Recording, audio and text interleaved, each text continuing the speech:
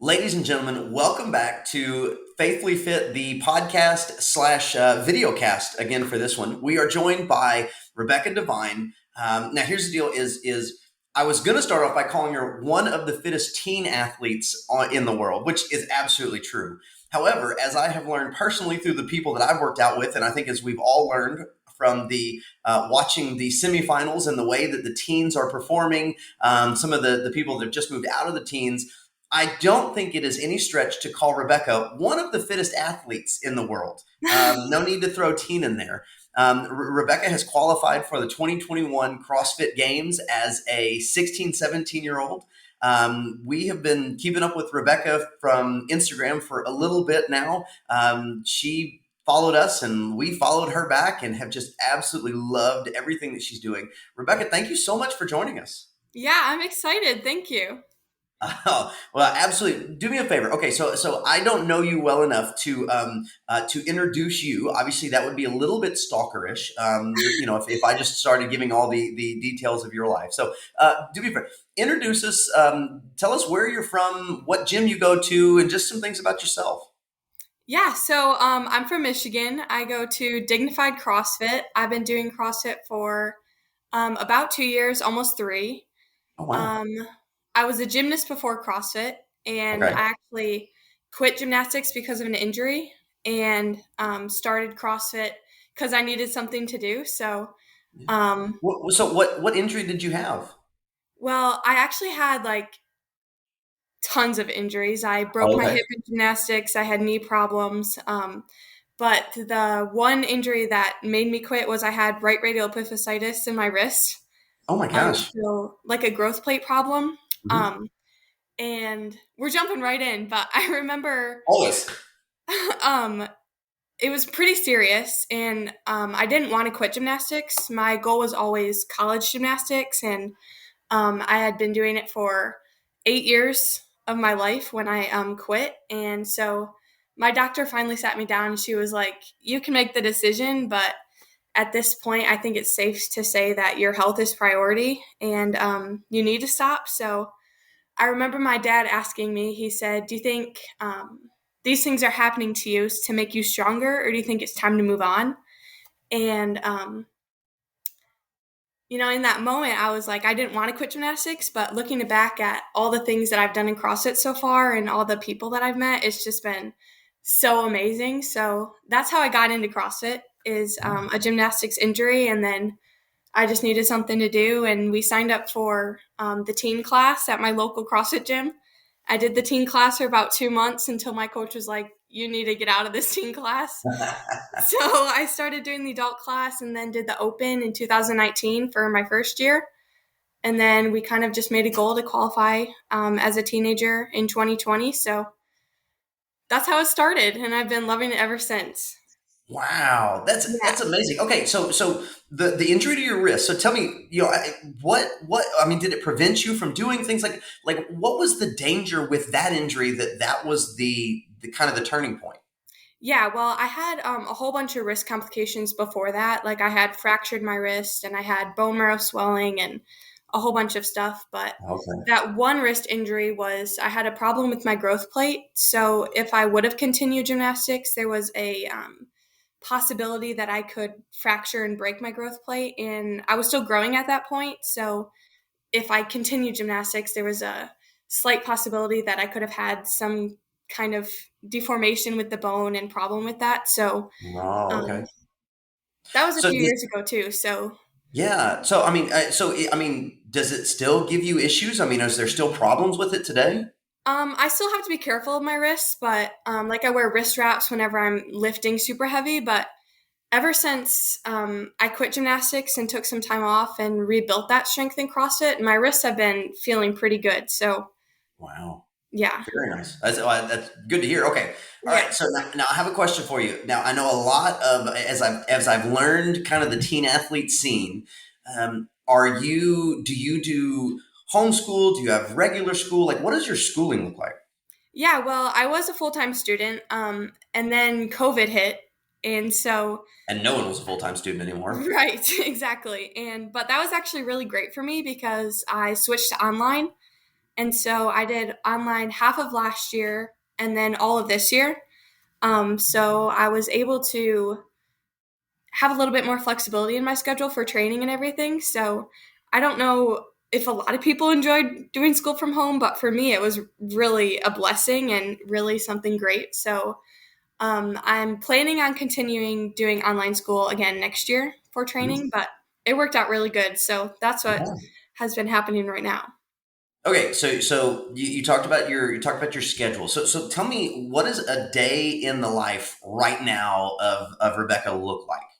Yeah, well, we're like 20 days out from the games, so we're training quite a bit.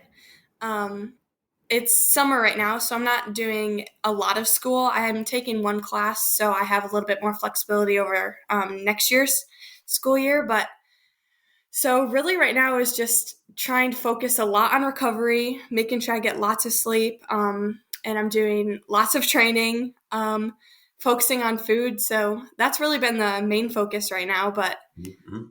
it's So been how many sessions a day are you doing? awesome.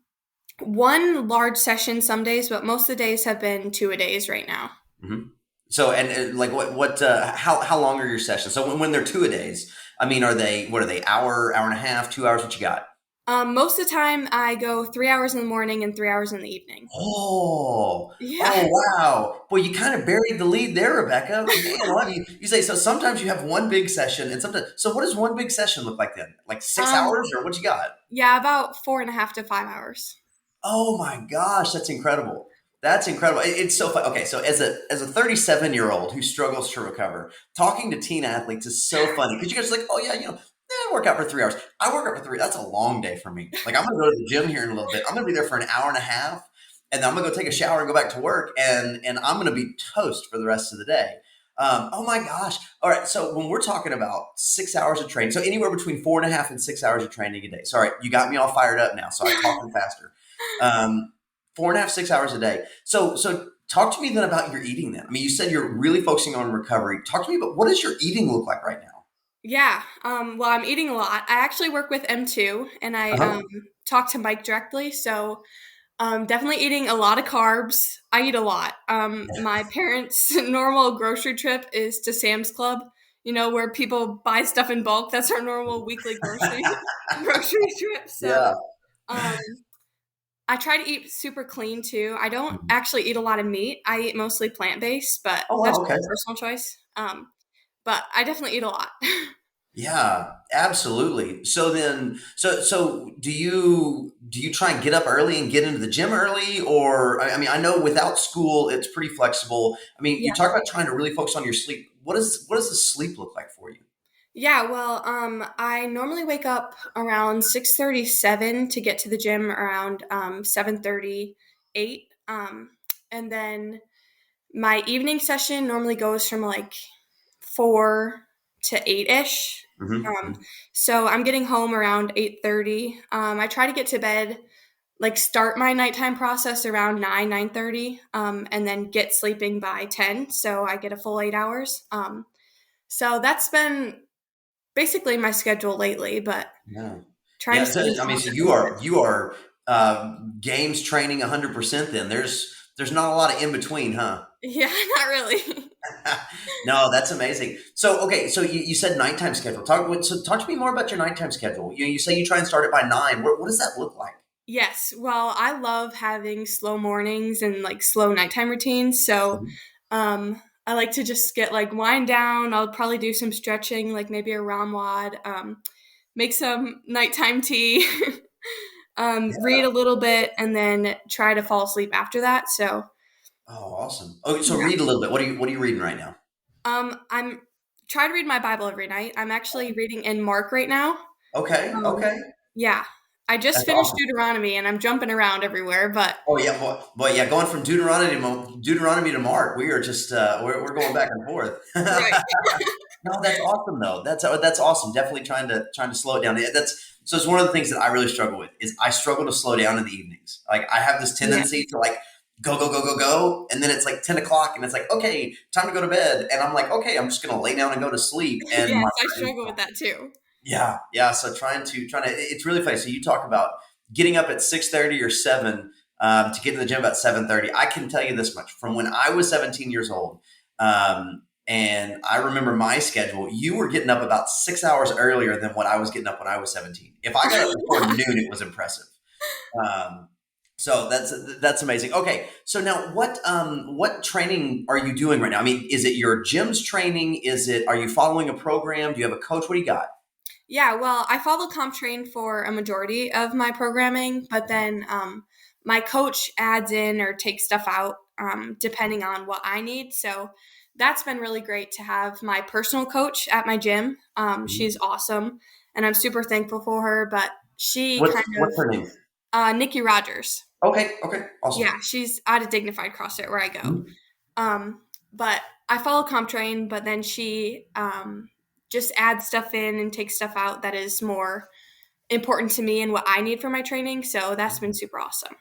Yeah, I'm starting. It's interesting. I'm starting to see a lot more of that. I think as we get further on in this programming thing, I think what's happening is a lot of the top athletes, like you and like Alex Blazo, who goes to my gym, Hmm. that what we're seeing is that they're following the major programs, but then you have individual coaches who tweak those programs for each athlete. I think we're starting to see even more of that than we used to. I think we used to see a lot of coaches creating their own programming, and then it just got so overwhelming because when you Yeah. have coaches at your gym, they're going to run the gym too. As much as I would love to have a coach who just looks at me all of the time, they're having to do their own thing. So okay, so now you talk about things that your coach tweaks things that you need, takes out some things. So let's talk strengths and weaknesses. Okay, and don't Yeah. worry, I'm not asking you to give away any state secrets here. Okay, so if you show up to the games, I want you to give me three movements, three events, whatever you want to give me, three of them that if it shows up, you're like, oh, it's on. Let's do this. Huh. Okay. Well, I love burpees. Okay, okay. Now here's the deal. You ready? You ready? You have actually found a fellow burpee lover. Now, you and I are in the You don't minority. find that often. Oh, I know, right? You and I are in the minority. People, and here's the deal: is people on my podcast usually are pretty nice, but on most podcasts they would just rail us because we like burpees, and nobody likes burpees. I'm with you. I like burpees. Okay, so we got burpees. What Yes. else we got? I love burpees. I used to hate thrusters, but I've actually been enjoying thrusters a lot lately. So Okay. maybe some thrusters. And then I like chest to bar too. That would be fun. Oh, homegirl. Like, okay, I'm not with you on the thrusters. I can't do that. But oh man, chest to bar burpees. Oh, I'm absolutely. Now, how Yes. tall are you? 5'2", 5'3" on a good day. On a good day. I love it. I love it. Absolutely. So on days when you sleep inverted, where your head is lower than your feet, you're Yes. 5'3". Huh? Very nice. That's awesome. Okay. All right. So you show up to the gym, and in the programming, there are three movements that you just know it's going to be the worst day of your entire life. What three movements are they? Can I tell you the first one? I think I know what the first one is for you because I've gone back and watched the videos. Got to be box jumps. Boxes eat you alive. Oh Don't my, they? they definitely do. Especially in the online qualifier workout or the quarterfinals workout with the Oh, 30-inch box. they're That even just. was I mean, you're 5'2". That's basically as tall as you. I mean, so it's like, oh my gosh. I mean, that is a that was an incredibly different workout for guys and girls because oh of that. for sure. Like if you Yeah. guys did 24, it would make sense. But I mean, you guys doing a 30 is like guys doing a 36. I mean, Yeah. that was so when I did it, I was taking a running start to it basically. I mean, everybody was kind of laughing at me because they were like, "Wow, boy," I was like, "No, you guys don't understand. Like, I hate box jumps, like especially tall box jumps. Yeah. I don't know. I'm a short white guy. Like, I don't jump well. It happens.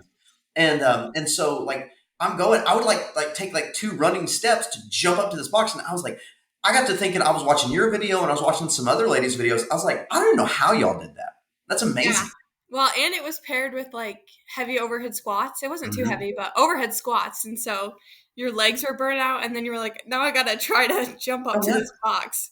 Oh yeah. Well, and you've got the and so I always hate it because then as the workout goes on, you do that deal where like when you go to jump, I don't know if it happened to you, but like you go to jump and it feels like that point like where your knees won't bend anymore, and you're like, oh no, I'm gonna hit my shins. Like there's that moment of panic. Like, oh my gosh. So yeah. Yes. Oh yes. Now were you able to use did you have a soft box or did you have to use a wood box? No, we had a wood box. Oh. Yeah. No, thanks. I was using a soft box and I was afraid of hitting my shins. I mean, using Oh, a wood box, I can't even imagine. Like yeah. I'm the biggest CrossFit wuss in the world. So like I don't want to use a wood box. If I use a wood box, man, I'm wearing like my knee sleeves on my shins. Shin Um, pads. oh yeah, like I always wear like I wear anytime I have to put my hands on a pull up bar, I'm wearing grips because I hate ripping. I hate ripping to the point where I won't even do it. So and so that's amazing for using a wood box. Okay, I'm sorry, I'm taking over. Give me two more movements that you do not want to see when you show up to the gym. Oh, running. Running, okay. Running is rough. Um, but also, like, I don't mind front squats. I actually really like front squats. But if Mhm. you put front squats in a workout, I'm not horrible at them, but I just hate them. Yeah, I understand that. I understand. Yeah, it's always and people always have those where like they don't mind the movement, but for some reason the movement in the middle of the workout it just Yes. makes it awful. Yes. I gotcha. Very nice. Okay, so now we're talking about the quarterfinals, but also I kind of want to talk about the quarterfinals and the AGOQ. So you did both of them, obviously. Yeah, I Uh, did a few workouts of the quarterfinals. I didn't do all of them, but I yeah. tested a few of them. Okay.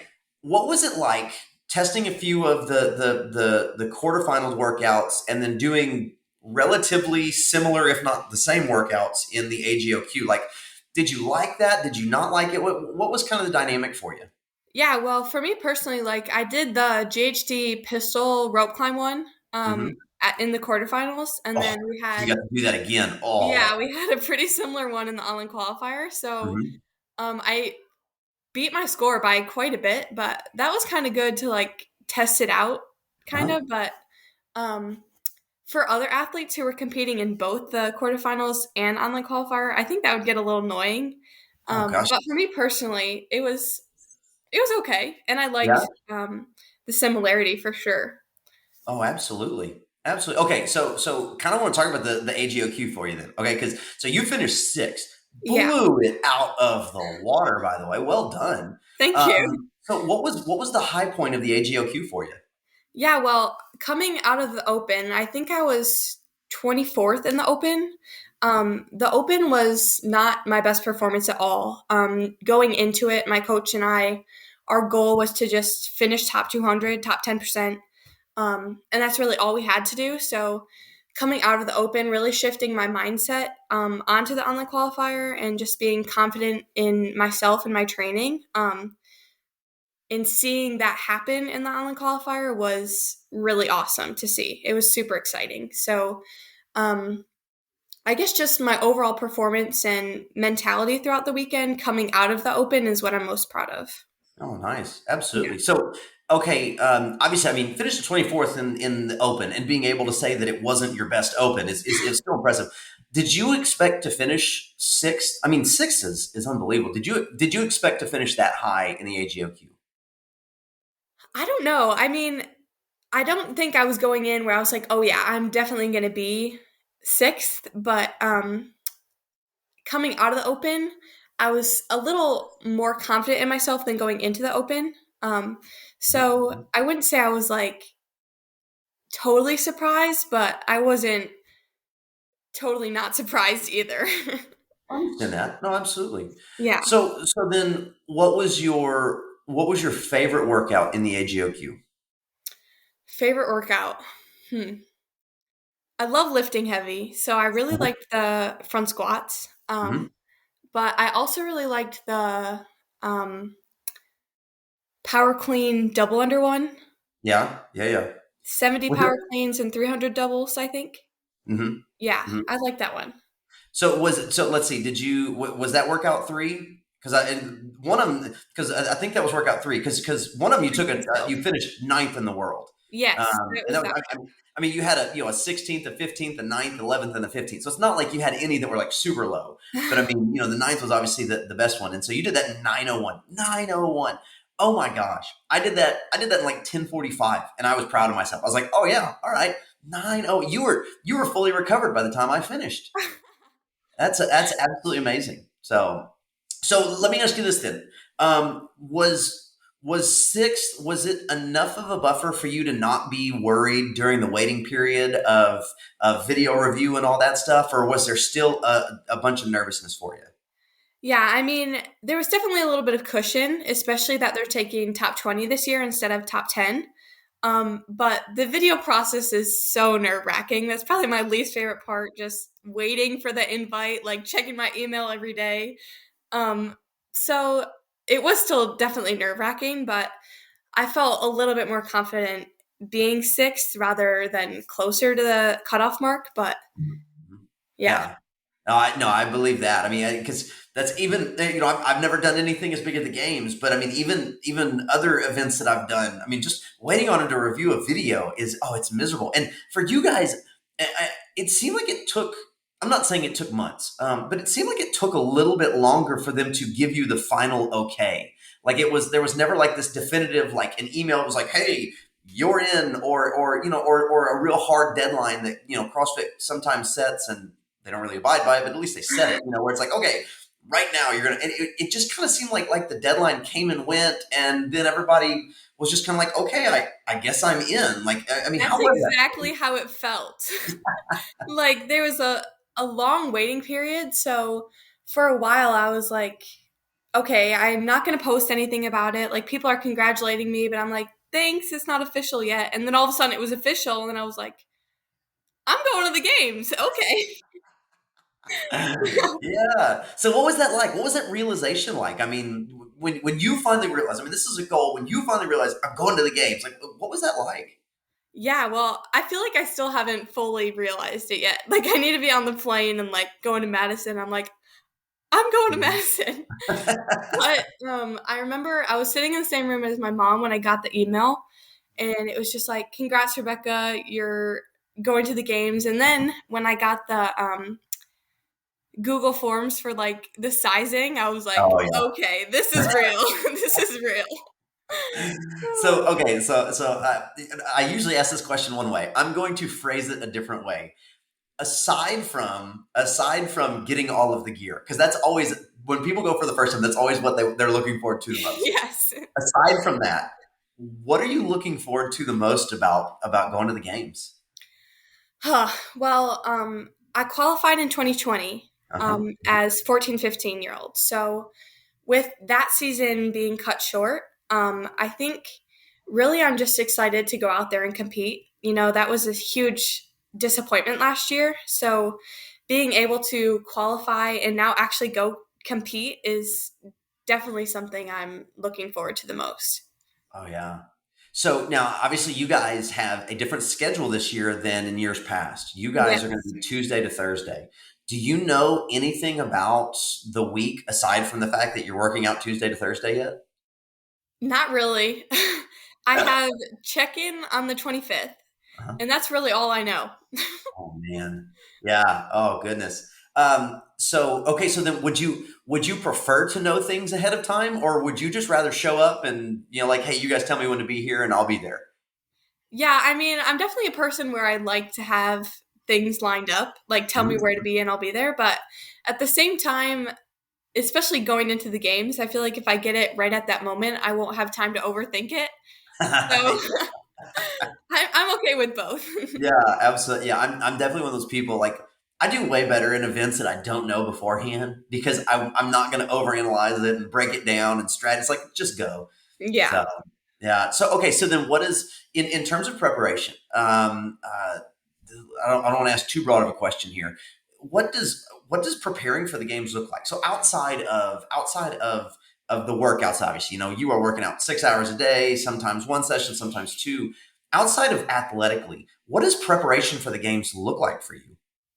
Yeah, well, athletically is a huge thing because we know nutrition and sleep and recovery is a huge part of it. But I think mentally and being strong mentally going into that is so important. So, my coach and I have talked about like visualizing and um, being confident in my training. I struggle with that sometimes and knowing like I deserve to be there and being confident in myself. But along with mentality, I think also being strong in my faith is a huge aspect of going into the games. Mhm. Just knowing where my identity lies and going into competition, knowing my identity is in Christ. So physically and mentally is a huge aspect of training.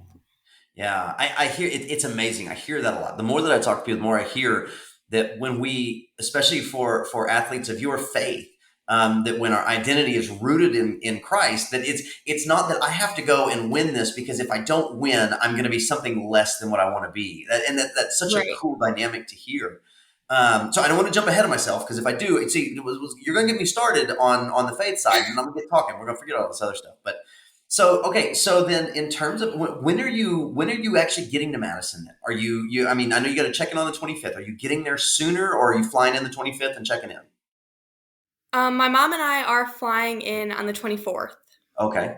So, Okay. and then we have everybody else coming up later in the week. But my coach will be there the 24th. So we'll have the 24th to just like get everything settled, chill, maybe drop into a CrossFit gym somewhere, Hmm. and then check-ins 25th, and then compete on Tuesday. So Yeah, absolutely. Okay, so so staying in a hotel, Airbnb, RV, what you got? yeah, well, my grandparents are actually coming up from Arizona, and they're Uh-huh. driving in their motorhome. Oh, nice. So yeah, I plan on staying with them in the motorhome, but if I don't sleep good there, then I'll probably stay with my coach in the hotels that she's staying at. So Nice. yeah, Oh, that's awesome. Yeah, that's it. You gotta do the RV thing at the game. yeah, I'm gonna be there this year, and so I love it. I'm gonna be there. I'm buying everybody that I support. I'm buying all their shirts. It's really funny. I think now I have too many shirts for the days, and so like I'm gonna have to take multiple shirts so I can like change between events. It's really funny. Like I'm gonna be changing clothes more than you guys are, so that way I can make sure I so fit all my funny. shirts. And so, but that's it's one of the things like I always hear is that like RVing at these big CrossFit events is like something that you just got to do. So I'm really excited that you get to do the RV thing. And I guess too with all the behind the scenes of I mean I guess we've all seen him of Rich sitting out in the RV out in the parking lot and all that. Yes, So who knows? Maybe your RV will be parked right next to Rich's. You guys will be best friends by the end of the weekend. So, but okay. So speaking of shirts, I don't want to forget. Speaking of shirts, how is it that people can support you as you get ready for the games? yeah. So my gym just came out with shirts like a week ago Hmm. that are in their Instagram bio, but those I think the last day to order them is like tomorrow. Oh, okay. Um, Well, but I we'll also try to get have this up soon. yes, but we also have a GoFundMe Okay. so that people can donate to. How can they? It can just access that through. Is that on your Instagram bio Yeah, or? that's in my Instagram. That's in my gym's Instagram. Awesome. Yeah. Awesome. Okay. All right. So now, next question. Then here you go. We've kind of alluded to this the whole time that we've been talking. But talking about your faith, one of the things that the more that I see you post and the things that I see you post, especially, you don't just post a token Bible verse here and there. Not that I don't appreciate when people are trying to encourage with that, but some of the real depth that you post is absolutely amazing. Tell me, tell me a little bit about when is it that you came to faith in Christ? How has that developed in your life? Yeah, well, it's crazy. I don't really have like a crazy testimony like some people do. Like I wasn't out doing crazy things and all of a sudden I was like my life has changed. But there was definitely a point where I was like I grew up in a Christian home, so it was always something that was in my life, but I never really chose to commit to it myself. So when I finally picked up my Bible and I actually started reading it and spending intentional time learning about who Jesus actually was and even theology at some point, and understanding my personal relationship with Christ, that's when things really started to grow and when I was actually like, okay, this is what it is. So, Yeah, yeah, made it a personal moment rather than just something that you lived in the midst of. yes, That's pretty exactly. awesome. That's pretty, and I hear that a lot, and because it is, I mean, our faith is something that is it's personal. It's between us and Christ. It's not just something that we live in the midst of. So then you're very open about it though. And not just open about it, but when you share, man, there's really a lot of thought that is put into it. So why is it when you post about those types of things, why is it that you share the way that you do? I mean, is it just are you just feel compelled to? Is there a purpose? What do you got? Yeah, well, my favorite Bible verse is Matthew 5:16. Just so your light must shine before all men, that they may see your good deeds and glorify your heavenly Father. And that's been a huge part of my life for forever.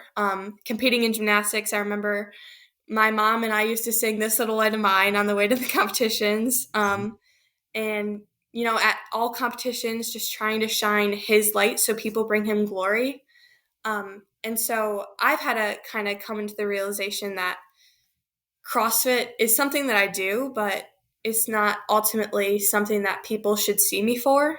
And so, um, like the one post I made the other day, I was talking about glorifying God.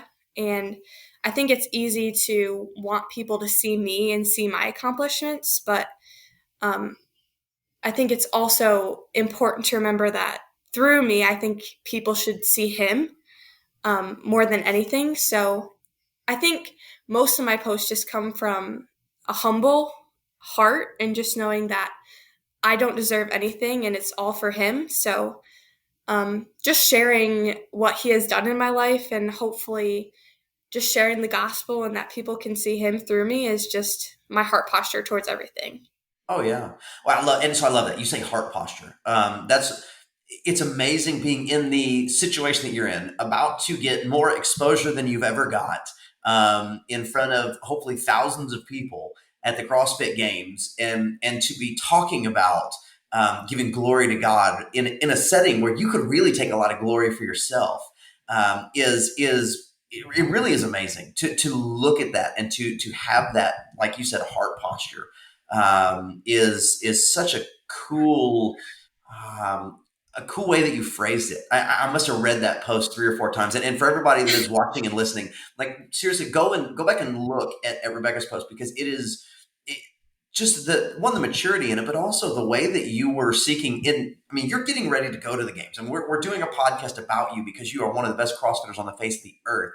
And here you are glorifying God in the midst of it. That's such an awesome thing. And it's kind of one of the things, like with Faithfully Fit. That's why I reached out to you through all your posts that I've seen, is that, you know, we're using our faith as the platform. It's not the end goal. It's the means to the end goal, which Right. is so awesome.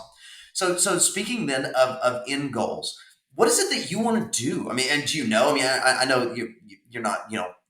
I don't know if you're in a position where you're like, hey, this is what I want to do with my life, or I really want to do this, or maybe I want to be a CrossFitter. What is it that you're looking to do long term? I have really no idea. That's really something that I've been trying to think about lately. For a while, I was interested in like health aspect of things. Like I was super interested in sports medicine for a while. Hmm. I think lately I've been interested in nutrition, Hmm. but at this Ooh. point, I really have no idea. Well, yeah, no, and I'm not trying to freak you out. Sorry, you kind of went. I was like, oh no, I'm like freaking you out. No, I mean, and at this point, you don't really need to. It's cool because, I mean, that's one of the things that I talk about a lot, is that you know. Uh, our calling is where our passion meets our preparation. And obviously, you're getting so many things that you're learning so much. And I mean, you're on the phone with Mike Malloy, and you're getting coached up. And so it's interesting. You talk about that you're interested in sports medicine and the nutrition, and you can just see all of the parts of the lives coming together. And so yeah, no, I didn't. So as far as CrossFit then, so not trying to look too far past the CrossFit Games. I know that you have the athlete mindset, and this is what we're focused on. But I mean, so what comes after the CrossFit Games? I mean, are you trying to do other big competitions? Are you just kind of staying focused on the games every year? How does that work for you? Yeah, well, this year I'm actually planning on going back to the pit in Oh, September. nice. Yeah, yeah, yeah. So that will be tons of fun. And then next year, I still have one more year in the teenage division. So qualifying for the games again next year is a goal. Oh, And then from there, hopefully quarterfinals and semifinals. And maybe sometimes in the future an individual appearance at the games, but Oh yeah. right now just probably the pit in September and then the games next year is really the main focus. Very nice. Do you got any dreams or aspirations of going and competing in the teenage division at some of these other big comps like Wadapalooza or maybe somewhere overseas or something? Oh yes, that sounds so fun. Lollapalooza, Granite Games, all those sound so fun. Yeah, Yeah. absolutely. Yeah, yeah, I'm sure if your parents are in the room listening, they're like, "Kyle, shut up! Please stop being a big deal." Oh man, that's so awesome. That's so awesome. Well, okay. So do me a favor. Tell everybody where can they find you on social media. Yes. Well, I'm on Instagram. Mhm. It's just Rebekah Devine with two E's. Absolutely. Yes. So, oh yeah, and so, guys, seriously, go give her a follow. One, just to okay, for several reasons. Okay, one, we talked about. I love the post about your faith. It is so they're so mature and just an awesome read. You are. I love to. You are the very first person to laugh at yourself. You do not take yourself too seriously. And so I love that. I mean, like I said, the posts about the box jumps were it was hilarious. Those are great. Yes. And then too, just to keep up and support Rebecca is something. I know as far as this weird world of social media and CrossFitters. I mean, the more support that we can give awesome, amazing young CrossFitters like you and so many others that I've talked to, the more clout that we give you guys, and hopefully, I mean, hey, you know what? I'd love for you to be a professional at 19 and doing this and sharing the gospel and CrossFitting as a living. So definitely, guys, go and support Rebecca that way, and be cheering for her at the games. If you are there at the games, make sure that you say hi. Don't stop her because she's focused, but yell for her at least because I'll be yelling for her. But Rebecca, thank you for taking time out of this. I mean, especially with your 6 hours of training. I appreciate you taking time to stop eating. I'm sure in between your hours of training, you're just having to constantly eat. So, Yes, I was just eating before this, so what were you eating? I had pasta. Oh, that sounds so good. Oh my Yes. gosh. You're making me hungry. Stop it. Um, well, hey, Rebecca, thank you so much for joining us. I really, really appreciate this. Yes, thank you so much. That was awesome. Absolutely. All right. Hey, good luck at the games. Thank you.